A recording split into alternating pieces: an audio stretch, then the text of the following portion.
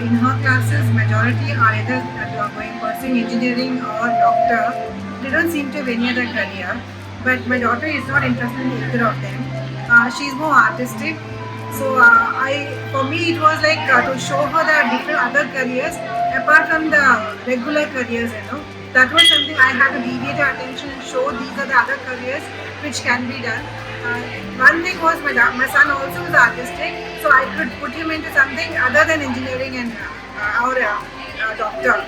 So this is one thing I faced with her. Her peers or her friends were all into engineering, trying to go into engineering or doctor or related. No.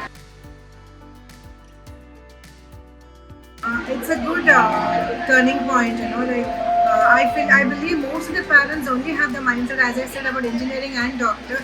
They fail to understand there are so many vast careers available for the child, which is not just satisfying but also paying well. So this was an eye-opener, I think, for majority of them. But I was one person who was into it already. So I knew, but this was something that opened up my daughter's eyes also. So she could see that what her mama was telling was right. Okay. There are various careers available apart from the normal.